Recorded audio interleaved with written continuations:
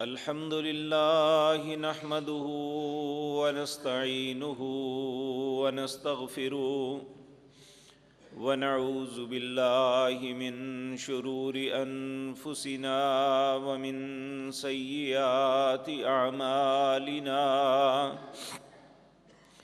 من يهده الله فلا مضل له ومن يضلل فلا هادي له وأشهد أن لا إله إلا الله وحده لا شريك له وأشهد أن محمدًا عبده ورسوله أما بعد فإن خير الحديث كتاب الله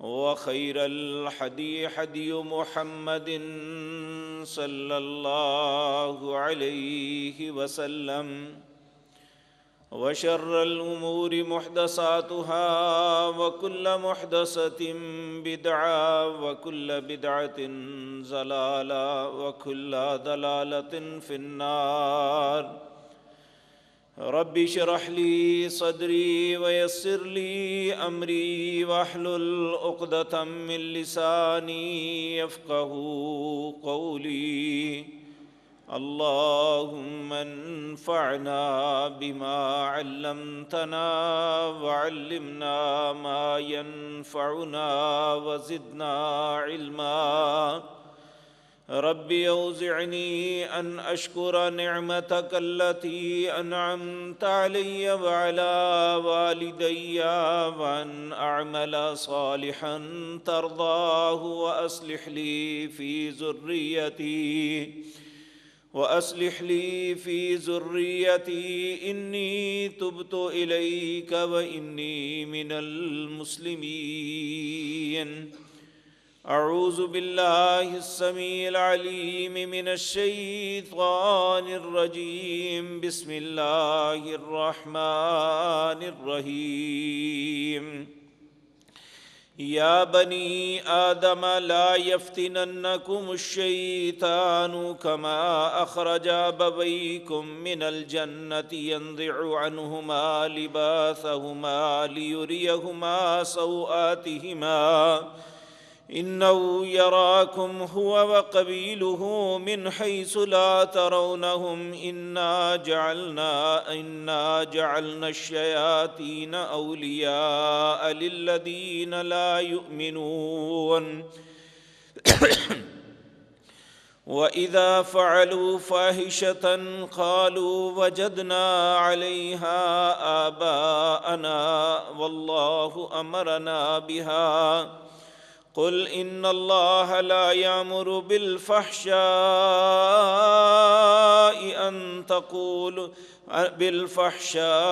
أتقولون على الله ما لا تعلمون قل أمر ربي بالقسط وأقيموا وجوهكم عند كل مسجد وادعوه مخلصين له الدين كما بداكم تعودون فريقا هدى وفريقا حق عليهم الضلالة إنهم اتخذوا الشياطين أولياء من دون الله ويحسبون أنهم مهتدون يا بني آدم خذوا زينتكم عند كل مسجد وكلوا واشربوا ولا تسرفوا إنه لا يحب المسرفين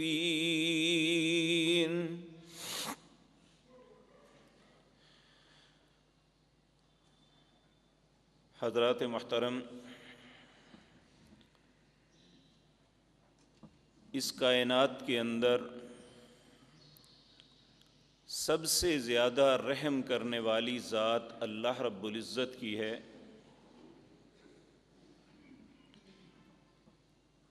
اللہ رب العزت کی کتنی رحمتیں ہیں، اس کا اظہار اللہ مالک خود فرماتے ہیں وَرَحْمَتِي وَسِعَتْ كُلَّ شَيْءٍ، لوگوں میری رحمت ہر چیز پہ وسیع ہے۔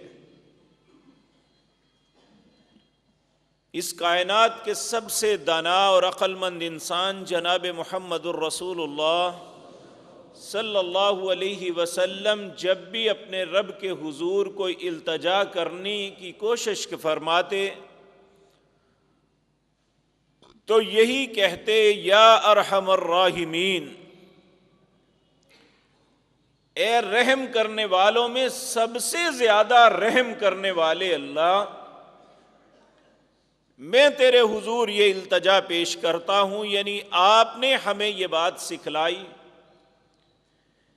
کہ کائنات کے اندر سب سے زیادہ رحیم اور کریم کوئی ذات ہے وہ اللہ کی ہے۔ اور یاد رکھیں ہمارے رشتوں کے اندر ہم پہ زیادہ رحم کرنے والی ماں ہوتی ہے۔ ماں اپنے بچے کے متعلق ہمیشہ خیر کا سوچتی ہے۔ ہر رشتہ غصے میں آ جاتا ہے، اگر کوئی نہیں آتی اپنی اولاد کے متعلق تو وہ ماں ہے۔ لیکن ایک ماں جتنی رحم دل ہوتی ہے، اللہ 70 ماؤں سے بھی زیادہ رحم دل ہے۔ جس طرح ماں اپنے بچے کو کبھی بھی تکلیف میں نہیں دیکھ سکتی، یاد رکھیں ہمارا رب بھی ہمیں کسی تکلیف میں نہیں دیکھنا چاہتا۔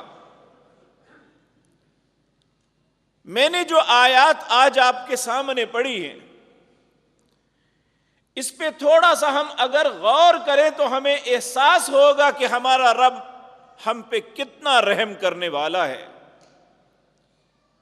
وہ کتنا ہمارے خیر پہ حریص ہے۔ ہمارے ماں باپ سے ایک غلطی ہوئی، اس غلطی کی وجہ سے جنت سے نکال دیے گئے، اللہ رب العزت ہمیں یہ بات اب سمجھا رہے ہیں، یا بنی آدم، اے آدم کی اولاد، تمہارا رب تمہیں یہ بات سمجھاتا ہے، لا یفتننکم الشیطان، شیطان کہیں تمہیں بھی فتنے میں نہ ڈال دے۔ کما اخرج ابویکم من الجنہ، جس طرح اس نے تمہارے باپ کو جنت سے، ماں باپ کو جنت سے نکالا تھا، کہیں تمہارے ساتھ ایسا دھوکہ نہ کر دے۔ اس کے اندر آپ دیکھیں کتنا احساس ہے کہ انسان کے مرنے کے بعد 2 ہی رستے ہیں اس کے لیے، ایک جنت کا ہے اور دوسرا جہنم کا، تیسرا رستہ کوئی نہیں ہے۔ اور اللہ اپنے بندوں کے متعلق یہ قطعاً نہیں چاہتے کہ میرا کوئی بھی بندہ جہنم میں جائے۔ وہ واضح طور پہ کہتا ہے ما یفعل اللہ بعذابکم، مجھے بتاؤ میں تمہیں عذاب کر کے کیا کروں گا۔ یعنی اللہ کی ہمیں عذاب دینے کی کوئی منشا نہیں ہے، لیکن جب انسان ہی اپنا کردار غلط کر لے تو پھر انصاف کا تقاضا یہ ہے کہ مجرم کو اس کے جرم کی سزا ملنی چاہیے۔ تو اللہ رب العزت اس وقت کے آنے سے پہلے ہمیں یہ بات سمجھا رہے ہیں، یا بنی آدم، اے آدم کی اولاد، لا یفتننکم الشیطان کما اخرج ابویکم، شیطان کہیں تمہیں بھی فتنے میں نہ ڈال دے جس طرح اس نے تمہارے ماں باپ کو ڈالا تھا۔ ينزع عنہما لباسہما لیریہما سوآتہما، جب ان سے غلطی ہوئی جنت کا لباس اتر گیا، ننگے ہو گئے۔ جنہوں نے کبھی ایسا منظر دیکھا نہیں تھا، ایک دوسرے کے سامنے اس طرح شرمندہ ہو گئے کہ جنت کے پتوں کو پکڑ کے اپنی شرم گاہوں کو ڈھانپنے لگے۔ یہ سب کچھ کیوں ہوا؟ اللہ فرماتے ہیں شیطان نے انہیں بہکایا، اور انسان فطرتاً ایسا ہے کہ اسے جس بات کا علم بھی ہوتا ہے، اگر اسے کوئی بہکانے کی کوشش کرے تو یہ بہکاوے میں آ جاتا ہے، اس کے اوپر پروپیگنڈے کا بڑا اثر ہوتا ہے، اور ہر بات کرنے والے کی بات کا یقین کر لیتا ہے۔ آپ اپنی زندگی میں مشاہدہ کر لیں، ہم زندگی میں کتنی مرتبہ کسی پہ اعتماد کر کے دھوکہ کھاتے ہیں، اور جب کہ بہکانے والا جو قسمیں اٹھاتا ہو، پچھلے رکوع میں اللہ رب العزت نے فرمایا فوسوس لہم الشیطان، شیطان نے انہیں گمراہ کر دیا، وسوسے ڈالے، ان کے دل میں ایسے خیال ڈالے، اور انہیں کہنے لگا وَقَاسَمَهُمَا إِنِّي لَكُمَا لَمِنَ النَّاصِحِينَ، قسمیں اٹھا اٹھا کے کہتا تھا میں تمہارا خیر خواہ ہوں، حالانکہ بول جھوٹ رہا تھا، اور انہیں کہنے لگا کہ یہ اللہ نے تمہیں پتا ہے کہ کیوں منع کیا ہے؟ یہ وہ شجرۃ الخلد ہے، ہمیشگی کا درخت ہے، اگر تم کھا لو گے تو ہمیشہ کی بادشاہت تمہیں مل جائے گی، اور اللہ نہیں چاہتا تمہیں بادشاہت دینے۔ یہ اتنا بڑا جھوٹ تھا، جس طرح کوئی اس وقت کہے کہ اس وقت گپ اندھیرا ہے اور آدھی رات کا وقت ہے۔ دونوں اس کی باتوں میں آ گئے۔ فَدَلَّاهُمَا بِغُرُورٍ فَلَمَّا ذَاقَا الشَّجَرَةَ بَدَتْ لَهُمَا سَوْآتُهُمَا وَطَفِقَا عَلَيْهِمَا مِنْ وَرَقِ الْجَنَّةِ،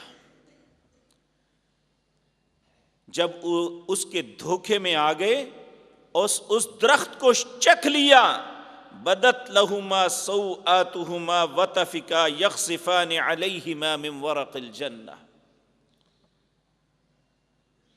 اور اسی وقت رب نے انہیں کہا وَنَادَاهُمَا رَبُّهُمَا، ان کے رب نے انہیں پکارا اور انہیں کہا أَلَمْ أَنْهَكُمَا أَنْ تِلْكُمُ الشَّجَرَةَ، کیا میں تمہیں منع نہیں کیا تھا کہ اس درخت کے قریب نہیں جانا؟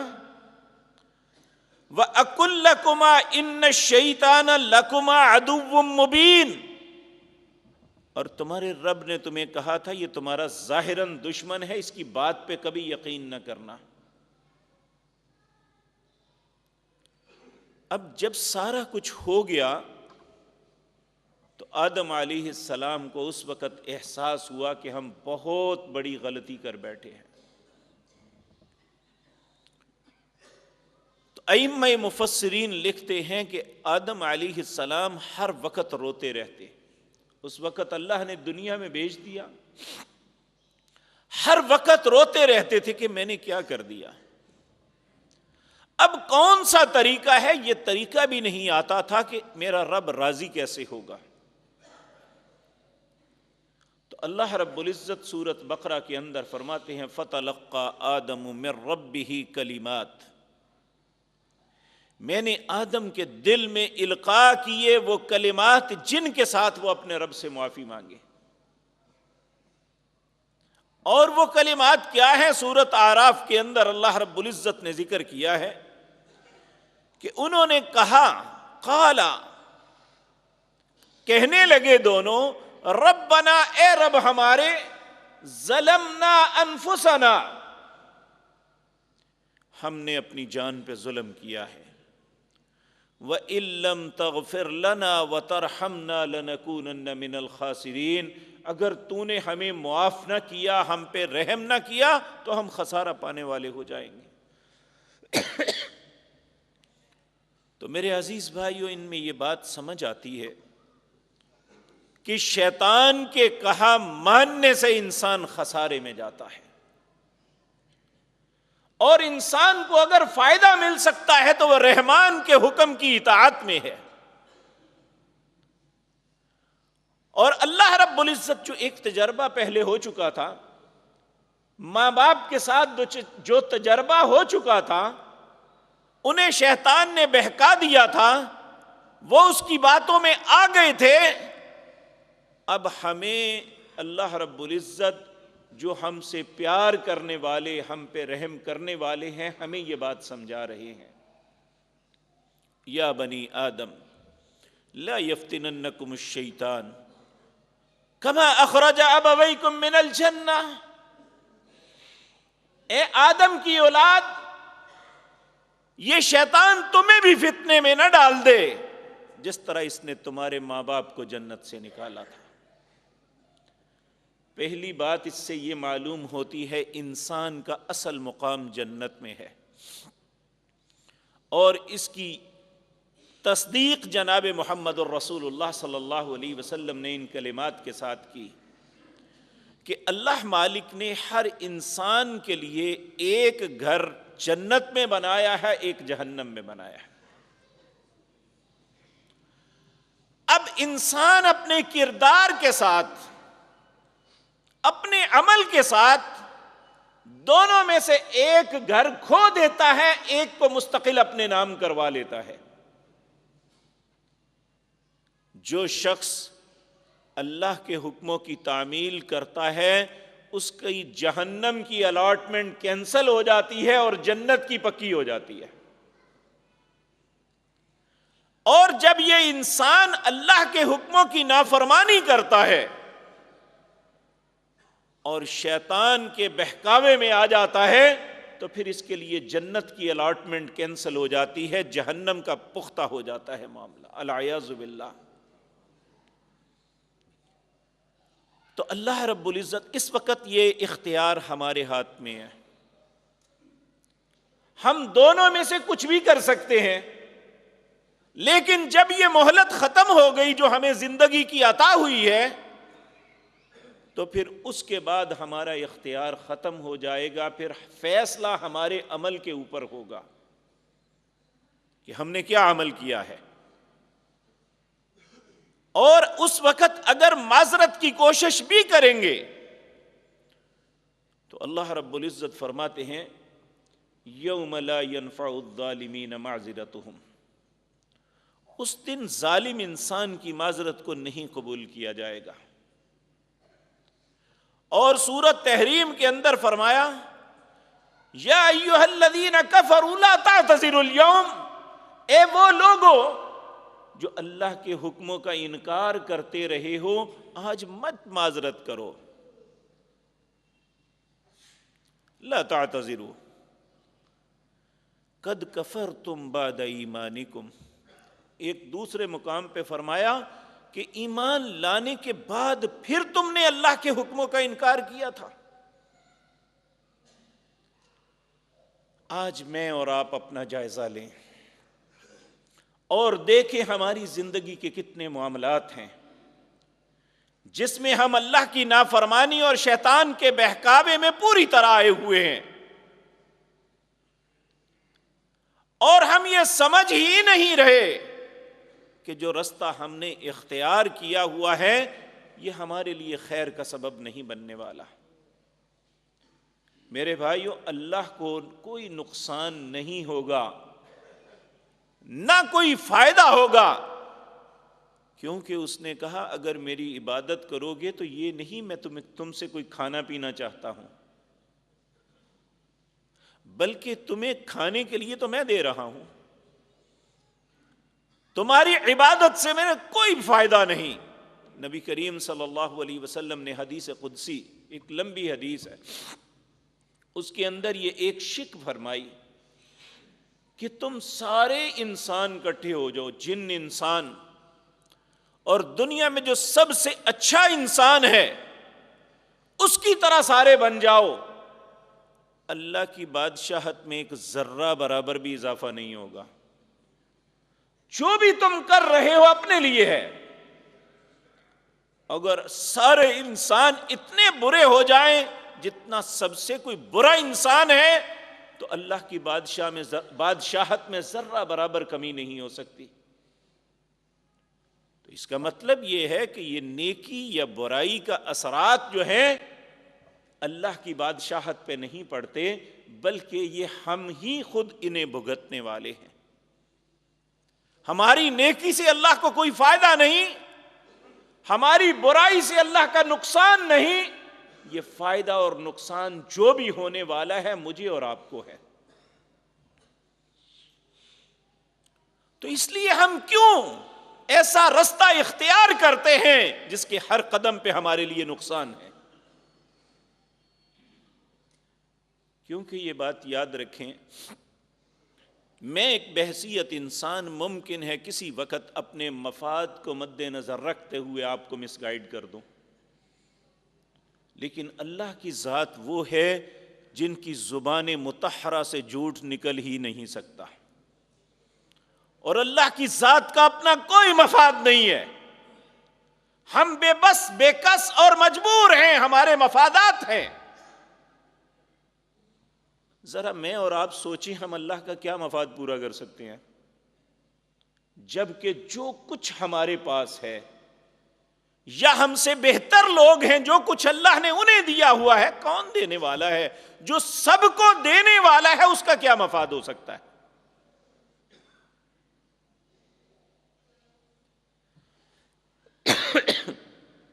ہمارا مفاد اس میں ہے کہ ہم اپنے رب کی بات مانیں۔ ہمارا رب آج کتنے پیار سے کہہ رہا ہے، یا بنی آدم، اے آدم کے بیٹوں، لا یفتننکم الشیطان، شیطان تمہیں فتنے میں نہ ڈال دے۔ میرے بھائیو، کل کا دن جو گزرا ہے، مسلمان بیٹوں اور بیٹیوں نے جو کچھ کیا ہے، میں اللہ کا واسطہ دے کے کہتا ہوں، کچھ لوگ ہیں یہ کام کرنے والے، کچھ لوگ ہیں انہیں اپریشیٹ کرنے والے، کچھ ایسے لوگ ہیں جو کہتے ہیں ہمیں کیا، اور بہت تھوڑے لوگ ہیں جو کسی کو احساس دلاتے ہیں کہ بیٹے جو کردار ادا کر رہے ہو تمہارے حق میں بہتر نہیں ہے۔ ہمارا مالک تو ہمیں یہ اس بات کا حکم دیتا ہے، 5واں پارہ اس کی آیت نمبر 2، اللہ فرماتے ہیں وَلَا مُتَّخِذَاتِ اخدان، جو مجھ پہ ایمان رکھنے والا ہے، جو مجھے رب مانتا ہے، جس نے میرے دین کو قبول کیا ہے، وہ اپنی زندگی کے ساتھی کسی ایسی لڑکی کو نہ بنائے جو ظاہراً دوستی کرتی ہے یا چھپ کے کرتی ہے۔ اور اسی آیت کے آگے فرمایا، کوئی میری مخلوق میں سے حوا کی بیٹی جو مجھ پہ ایمان رکھتی ہے اور میرے دین پہ عمل کرنے والی ہے، کسی ایسے لڑکے کے ساتھ شادی نہ کرے جو ظاہراً یا چھپ کے دوستی کرتا ہے۔ اور یہ سب کچھ کیا ہے جو ہم کر رہے ہیں؟ اللہ تو ایسی انسان کو زندگی کا حصہ بنانے سے منع کر رہے ہیں، ہم اسے محبت کی علامت کہتے ہیں۔ محبت تو ایک ایسے پاکیزہ جذبے کا نام ہے جس کے اندر خباثت دور دور تک نہیں۔ پیارے نبی جناب محمد الرسول اللہ کا فرمان ہے صلی اللہ علیہ وسلم، من احب للہ وابغض للہ واعطى للہ ومنع للہ فقد استکمل الایمان۔ جس نے کسی سے محبت کی تو اللہ کے لیے، کسی سے دشمنی رکھی تو اللہ کے لیے، کسی کو کچھ عطا کیا تو اللہ کے لیے، کسی سے ہاتھ روکا تو اللہ کے لیے۔ میں اللہ کا واسطہ دے کے کہتا ہوں، آج ہماری دوستی اور ایک وہ دوستی جو ہماری اللہ کے لیے ہوگی، کیا یہ دونوں برابر ہیں؟ اس میں ہمارے مفادات ہیں، ہمارے نفس کی خباثت ہے، ہماری سوچ کی گندگی ہے پیچھے، اور جو اللہ کے لیے محبت ہے اس میں احساس ہے، دوسرے کا احترام ہے، اور اس کے ساتھ پاکیزگی کا تعلق ہے۔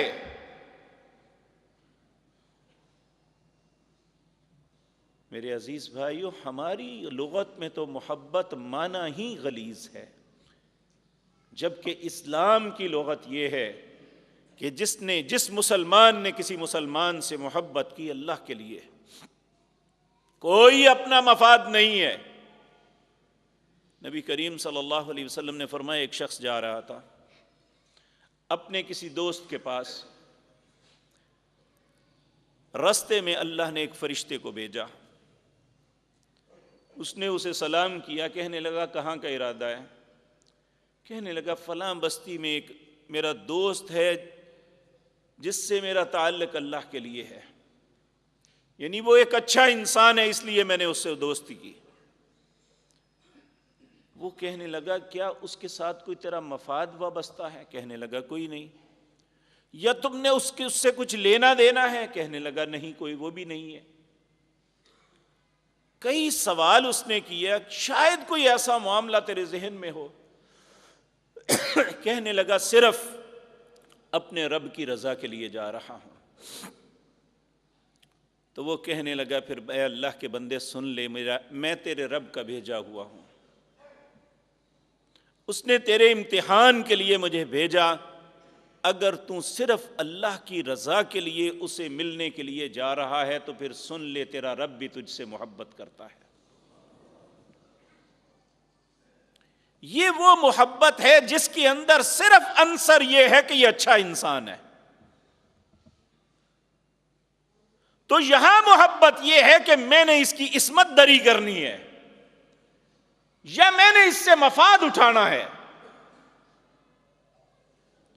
اور جو پاکیزہ محبت ہوتی ہے اس میں پھول پیش نہیں کیے جاتے، اس میں کردار پیش کیا جاتا ہے۔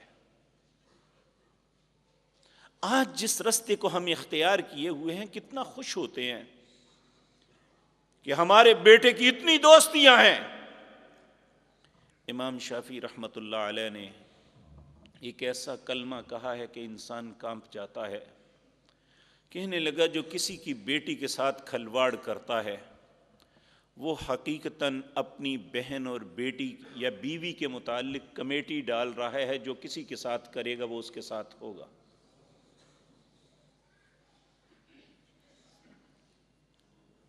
آج بحیثیت مسلمان ہم شیطان کے بہکاوے میں اتنے آئے ہوئے ہیں، اس نے اتنا ہمارے ذہن کو معوف کر دیا ہوا ہے، جس طرح ایک شخص نشہ کیے ہوئے ہے اسے احساس نہیں ہے کہ میرے ارد گرد کیا ہو رہا ہے، اسی طرح بحیثیت مسلمان ہم جس مقام پہ آج کھڑے ہیں ہمیں احساس ہی نہیں ہے کہ ہمارے ارد گرد کیا ہو رہا ہے اور ہماری زندگی کتنی تیزی کے ساتھ موت کی طرف بڑھ رہی ہے۔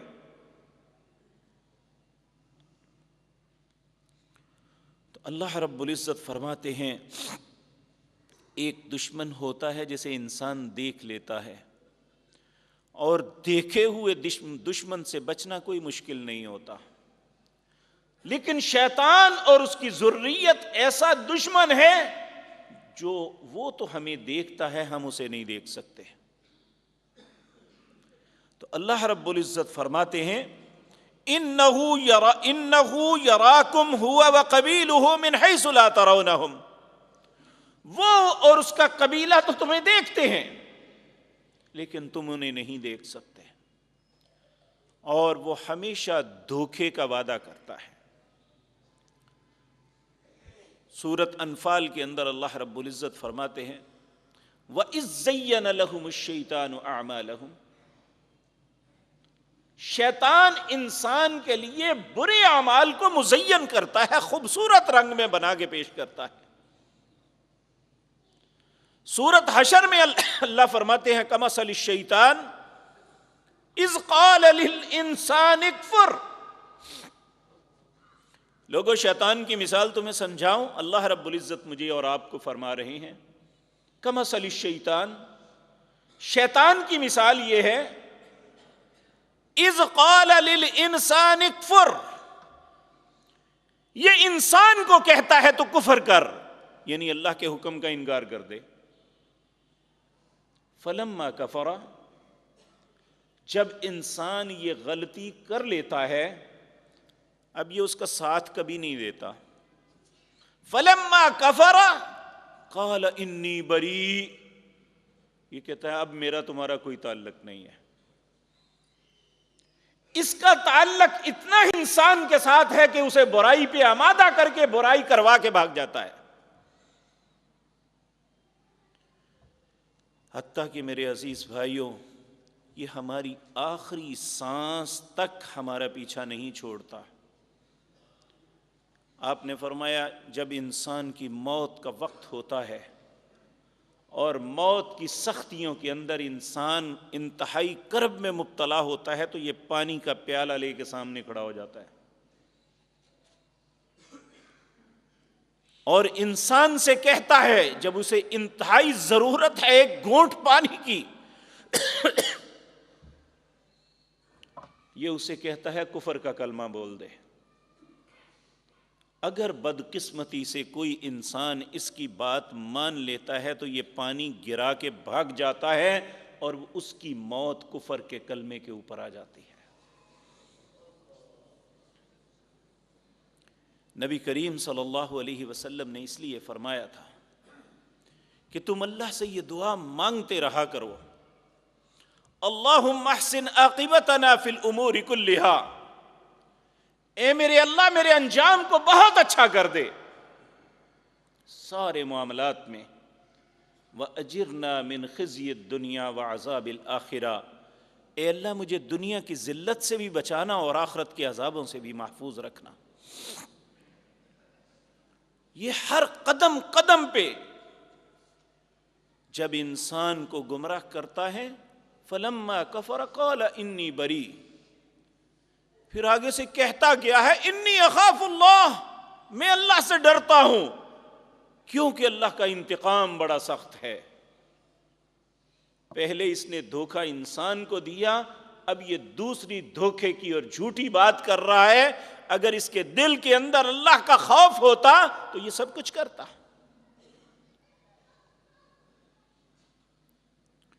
تو میرے عزیز بھائیوں، میرے اور آپ کے مالک اللہ رب العزت ہمیں اس بات سے منع فرما رہے ہیں.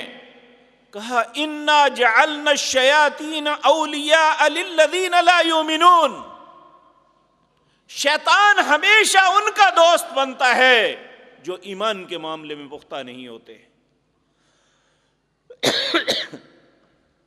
اور یقین مانیے، چاہے وہ کہنے والا ہے یا سننے والے، ہم ہمیشہ اگر کسی معاملے میں متذبذب ہیں تو اپنے ایمان کے معاملے میں ہیں. کوئی اللہ کا حکم آتا ہے تو ہمارے ذہن میں سوچ آتی ہے پتہ نہیں ہو یا نہ ہو، پتہ نہیں یہ مولوی اپنے پاس سے ہی نہ کرتا ہو، پتہ نہیں یہ ایسے نہیں ایسے ہو، بھائی اللہ تو ایسا نہیں کر سکتا. یعنی خود ہی اس بات کی تعویلات کر کے اپنے دل کو حوصلہ دیتے ہیں کہ نہیں کوئی بات نہیں، خیر صلی اللہ. اللہ رب العزت فرماتے ہیں یاد رکھیں اگر ایمان کے معاملے میں پختہ ہوگے.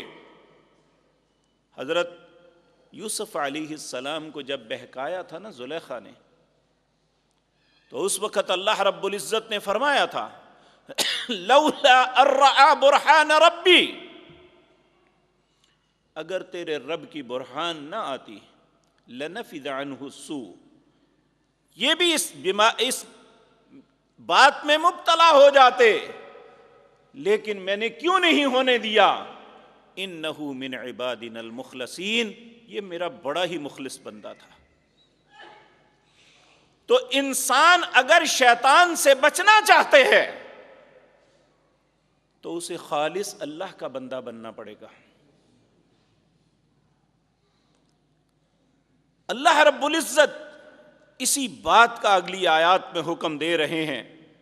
اس سے پہلے فرماتے ہیں وَإِذَا فَعَلُوا فَاحِشَةً، جب یہ لوگ کسی بھی برائی کا ارتکاب کرتے ہیں، کوئی فحاشی، کوئی برائی، کوئی خباثت ان میں آتی ہے، کرتے ہیں، اور جب انہیں کہنے والے منع کرتے ہیں تو قالوا وجدنا آباءنا،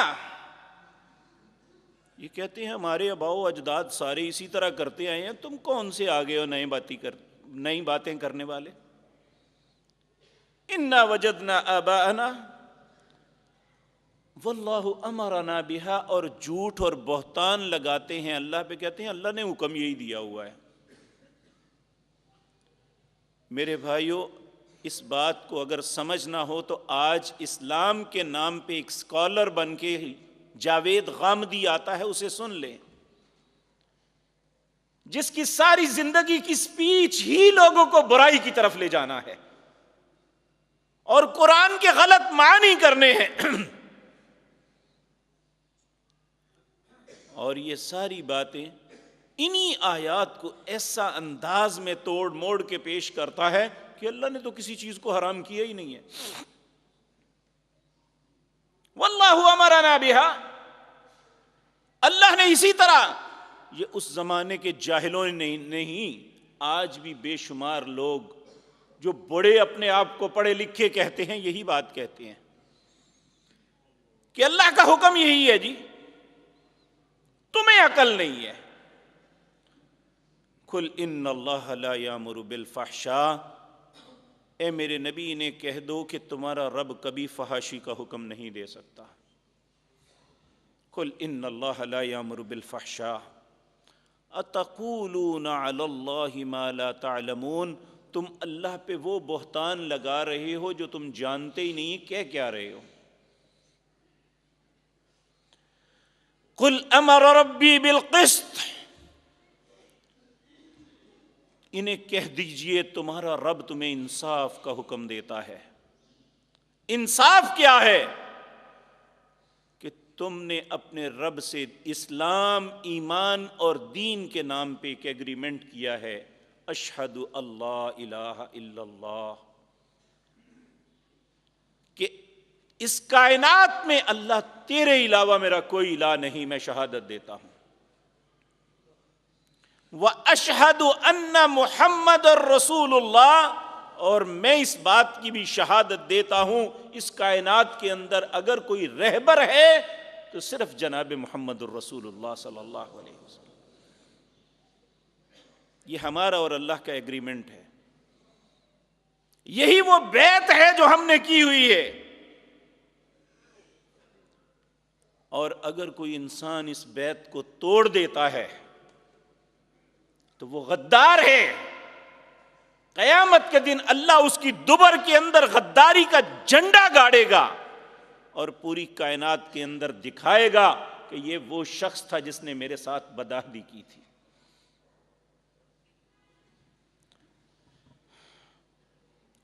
قل امر ربی بالقسط، اور اس انصاف کا تقاضا یہ ہے کہ ہم اپنے رب کی بات مانیں، ہم شیطان کے بہکاوے میں نہ آئیں،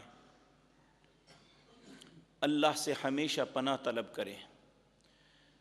قرآن عزیز کے اندر اللہ فرماتے ہیں جب بھی شیطان تمہیں گدگدائے، تمہارے ذہن میں کوئی برا خیال ڈالے، تمہیں کوئی بری سوچ دے، برے عمل پہ ابھارے، اسی وقت کیا کرو؟ فاستعذ باللہ، اللہ سے استعاذہ کرو، اس سے پناہ طلب کرو۔ اعوذ باللہ من الشیطان الرجیم، اعوذ، اے اللہ میں تیری پناہ میں آتا ہوں، من الشیطان الرجیم، شیطان مردود کی شرارتوں سے اللہ تیری پناہ میں آتا ہوں۔ بلکہ نبی کریم صلی اللہ علیہ وسلم نے فرمایا جب انسان نماز کے لیے بھی کھڑا ہوتا ہے تو یہ تب بھی پیچھا نہیں چھوڑتا۔ آپ نے فرمایا ایک شیطان ہے جس کا نام خنزب ہے، یہ ابن آدم کو نماز سے روکتا ہے، اس کی ڈیوٹی صرف یہی ہے کہ کسی طرح انسان کا رب کے ساتھ تعلق نہ بن سکے، اور انسان اور رب کا تعلق ہی نماز کے اندر بنتا ہے۔ یہ اگر سویا ہوا ہے تو اسے تھپ تھپاتا ہے، اگر کام میں لگا ہوا ہے تو اس کے ذہن میں ڈالتا ہے ابھی بڑا وقت ہے، اگر کچھ خوش نصیب اٹھ کے چل پڑتے ہیں، جا کے وضو کر کے نماز کے لیے کھڑے ہو جاتے ہیں، تو پھر یہ ایک بات پہ قسم اٹھاتا ہے، اے آدم کے بیٹے، اے حوا کی بیٹی، میں نے تجھے نماز سے روکا تو نہیں رکا، اب تو نماز کے لیے کھڑا ہو رہا ہے، مجھے اللہ کی عزت کی قسم ہے میں تجھ سے نماز کا کچھ حصہ چھین لوں گا۔ یہ کیسے چھینتا ہے؟ نبی کریم صلی اللہ علیہ وسلم نے فرمایا جب انسان نماز کے لیے کھڑا ہوتا ہے اس کے دل میں ڈالتا ہے فہی کذا فہی کذا، فلاں بات سوچو، فلاں بات کرو، وہ دیکھو کون آ رہا ہے، وہ ایسا باتوں میں الجھاتا ہے اس بیچارے کو احساس ہی نہیں ہوتا کہ میں نماز کے لیے کھڑا ہوں۔ بظاہر وہ کلمات ادا کر رہا ہے جو بچپن میں اس نے یاد کیے تھے، اسے پتہ ہی نہیں چلتا کہ قیام پورا ہوا ہے، میں نے رکوع بھی کیا ہے یا نہیں، اسے ایسا الجھاتا ہے کہ اس کی نماز کو برباد کر دیتا ہے۔ نبی کریم صلی اللہ علیہ وسلم نے فرمایا جب ایسا ہو، نماز کے اندر ایسا ہو، آپ نے ایک صحابی کے جواب میں یہ باتیں بتائیں جس نے یہ عرض کیا تھا یا رسول اللہ جب نماز کے لیے کھڑا ہوتا ہوں تو میرے دل میں بڑے ہی گندے خیال آتے ہیں، اور یہ ایک حقیقت ہے کہ عام زندگی میں انسان کے ذہن میں وہ باتیں کبھی آئی ہوں یا نہ آئی ہوں، نماز کے اندر ایسی فضول باتیں آتی ہیں کہ انسان سوچ بھی نہیں سکتا۔ آپ نے فرمایا جب ایسا ہو تو اسی وقت فاستعذ باللہ، ان کلمات کے ساتھ اللہ سے پناہ طلب کرو، کہو اعوذ باللہ من الشیطان الرجیم من حمزہ ونفخہ ونفثہ، پھر اپنے دل کے اوپر 3 دفعہ حقارت کے ساتھ اس طرح کرو۔ یہ نماز کے اندر کی بات ہے۔ نبی صلی اللہ علیہ وسلم نے اس صحابی کو یہ سمجھایا، وہ صحابی کہتے ہیں جب میں نے ایسا کرنا شروع کر دیا تو پھر میری نماز کے اندر سکون آ گیا، شیطان کے بہکاوے سے اللہ نے مجھے بچا لیا۔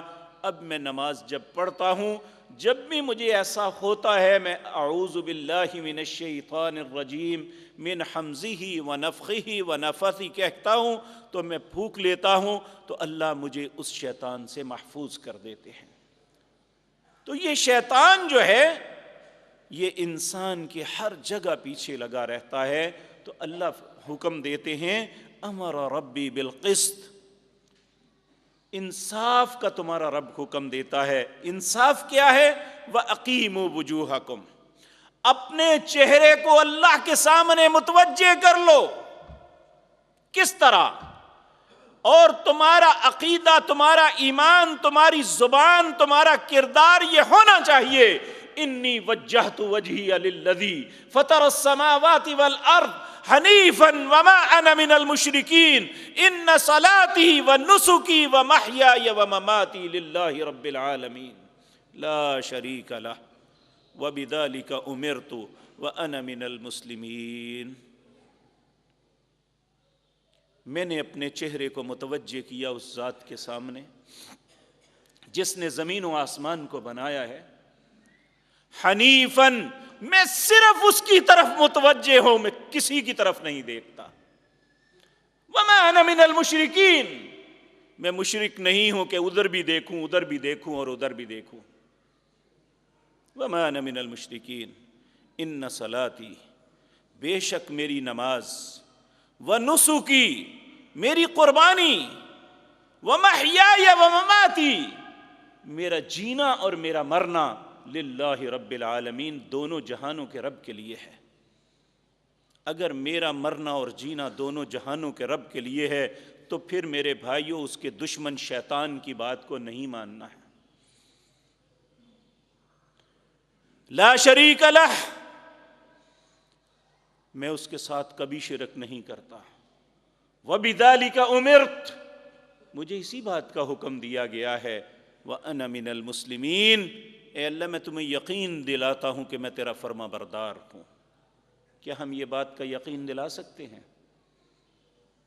اگر دلا سکتے ہیں تو ہم خوش نصیب ہیں، وگرنہ ہمیں شیطان کے چنگل سے نکل کے،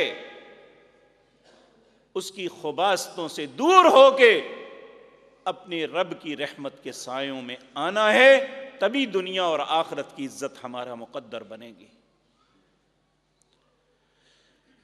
تو اللہ رب العزت فرماتے ہیں وَادْعُوهُ مُخْلِصِينَ لَهُ الدِّينَ، جب بھی پکارنا ہے اخلاص کے ساتھ اس کے دین کو پہ عمل کرنا ہے، اس میں کوئی ملاوٹ شامل نہیں کرنی۔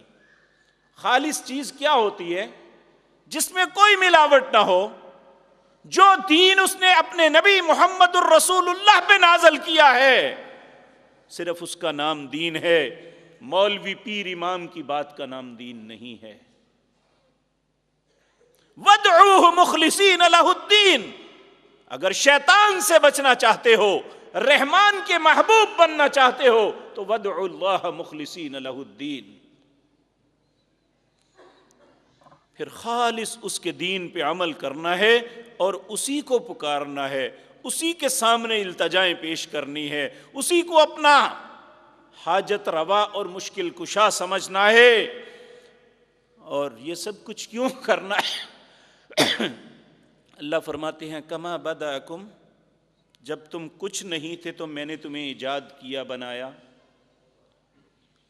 تعودون، ایک مرتبہ پھر اسی طرح لٹاؤں گا جس طرح تم پہلے دن آئے تھے۔ جب پہلے دن آئے تھے کیا ہمارے نام پہ کوئی پراپرٹی تھی؟ ہمارے جسم پہ لباس تھا؟ یہ سب کچھ دیا گیا، اور دنیا میں دینے والے تو ہمارے ماں اور باپ تھے، ہمارے عزیز و اقارب تھے۔ اب جب قیامت کے دن دوبارہ اسی حالت میں اللہ ہمیں لٹائے گا تو اس وقت ماں باپ، بہن بھائی، بیوی، بیٹے کوئی بھی ہماری مدد نہیں کر سکیں گے۔ ہمیں لباس، ہمیں رہنے کے لیے جگہ تبھی میسر آئے گی اگر ہمارے پاس نیک اعمال ہوں گے، ہم نے اپنے آپ کو شیطان سے بچایا ہوگا۔ اس لیے میرے عزیز بھائیوں اور بہنوں، آج میں اور آپ اپنے اپنے کردار کا جائزہ لیں کہ ہم اپنی زندگی کے شب و روز کیسے بسر کر رہے ہیں۔ اگر تو ہم ان کو دیکھیں کہ ہمارا زیادہ تر وقت اللہ کی اطاعت میں اور اس کے رسول کے طریقے پہ گزرتا ہے، تو اس خوش نصیبی پہ سجدہ شکر دینا چاہیے کہ اللہ تیرا شکر ہے، تو نے مجھے صحیح رستے پہ گامزن کیا ہے۔ کیونکہ اللہ رب العزت فرماتے ہیں فریقاً ہدا و فریقاً حق علیہم الضلالہ، یہ دنیا میں ہمیشہ سے رہا ہے، ہمیشہ رہے گا۔ ایک فریق ایسا ہے جو ہدایت پا جاتا ہے، جو اللہ اور اس کے رسول کے حکموں کو سن کے ایکسپٹ کرتا ہے، ان پہ عمل کرتا ہے۔ اللہ ہمیں بھی ایسا ہی انسان بنا دے۔ وَفَرِيقًا حَقَّ عَلَيْهِمُ الضَّلَالَةُ، اور ایک فریق وہ ہے جن کے اوپر گمراہی لازم آ جاتی ہے، جو سننے کے باوجود، قرآن کو حق سمجھنے کے باوجود، رسول اللہ کو اپنا نبی سمجھنے کے باوجود، اللہ کو اپنا رب ماننے کے باوجود، ان کے حکموں کو اپنے لیے قابل عمل نہیں سمجھتا۔ وَفَرِيقًا حَقَّ عَلَيْهِمُ الضَّلَالَةُ، یہ وہ گروہ ہے جن کے اوپر اللہ نے ضلالت اور گمراہی کی مہر لگا دی ہے۔ لیکن اللہ فرماتے ہیں وَيَحْسَبُونَ أَنَّهُمْ مُحْتَدُونَ، یہ یاد رکھیں جو بندہ ہدایت پہ ہے وہ کبھی اتنے کانفیڈنس سے بات نہیں کرے گا، وہ بھی یہی کہے گا یا اللہ میں تجھ سے ہدایت کا طالب ہوں۔ لیکن جو گمراہ ہوگا وہ کہے گا لو جی وَيَحْسَبُونَ أَنَّهُمْ مُحْتَدُونَ، ہمارے جیسا ہدایت یافتہ کون ہے جی؟ وہ اپنا سرٹیفکیٹ اپنے پاس ہی لے کے بیٹھا ہوا ہے۔ آج آپ دیکھ لیں، چاہے وہ سیاسی زعماء ہیں، چاہے وہ مذہبی لیڈر ہیں، جو اپنی ہدایت کا سرٹیفکیٹ خود لے کے بیٹھا ہوا ہے، اللہ فرماتے ہیں یہ گمراہوں کا گروہ ہے۔ وہ انسان اچھا ہے جو ہدایت کو طلب کرتا رہتا ہے، جو ہدایت کی جستجو کرتا رہتا ہے، جو ہدایت کی طلب کے لیے محنت اور کوشش کرتا ہے، اور جب اسے ہدایت کا رستہ ملتا ہے تو اسے اپنانے کی کوشش کرتا ہے۔ اللہ ہمیں ایسا نصیب والا بنا دے۔ اقول قولی ھذا واستغفر اللہ۔